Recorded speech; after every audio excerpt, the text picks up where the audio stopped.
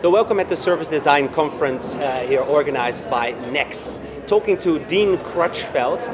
Dean, what were you talking about today? I was talking about the business of service innovation, and basically how to apply the realities and the negativity that a lot of senior management have regarding the process of innovation, and basically putting it or outlining a program of thinking and a process that will get you more success given senior executives in a firm. Yeah, and how to get senior managers get to invest money in innovation, yes. Because often they are afraid to lose. Yeah, they're afraid. They see it as a bottomless pit of revenue being lost, or they don't see the opportunity to make a profit because they don't understand the process. They're frightened of the process. So that fear, that problem is not their problem. It's our problem.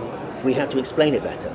So why doesn't service design change your whole product and making you putting it all on stake? I think there are examples where businesses have put themselves fully, but usually we're dealing with companies that are established. There are those new businesses that have it in their heart, but really where service innovation needs to work is within the big established firms, because that's where you get the most bang for buck, that's where you get most of the success. Small startups are fun, but dealing with a big boy, a big corporation, is even more fun if you approach them in the right way. Mm-hmm. So you come into this boardroom and you have a lot of afraid CEOs, and what do you tell them? What's the first advice you give them? Well, I think that, you try to kind of break the atmosphere in the room. About the fact that most people would set their hair on fire and put it out with a hammer. That's really the scenario for a lot of senior executives regarding innovation. So you've got to try to relax them, that you're going to speak their language. So in your setup slide, you've obviously got some issues, some factors that they understand, that they get, i.e. the business case of what you're trying to achieve. That's absolutely critical, is to establish that at the very beginning of the presentation or the talk, and put them at ease, that you know their language, you understand the factors of success, and you can relate them back to their business for new revenue and profitable process. That's essential. Otherwise, they're too frightened. They don't really know what to do. And what do they, look for? They're obviously looking for a business model. Yes. What it brings, this service innovation? Yeah, well, I think that they're looking for revenue and they're looking for profit, and that's basically it. That's their language. What's the revenue I can get? What's the profit I can make? This is the instinct of a businessman. So that's what you have to answer. You can't just talk about the process is going to deliver this. You need to speak in the business language. So that's a priority. And how has service innovation innovated companies? Can you name some examples? Well, I think that if you look at Burberry, the fact that they've developed or they've connected their customer to the fashion show and allow them to buy product at the same time is an interesting idea of a company that's a fashion brand that now is suddenly really powerful in social, local, community and mobile apps. And that's an established brand. And then a business where that's at its heart is like Amazon.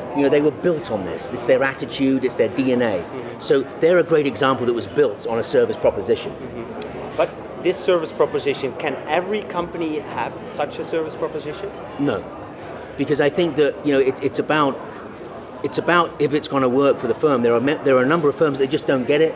They're too stuck in their old ways and they don't understand the benefits. So there are many businesses out there that it's not going to apply to. But of course, that's dangerous.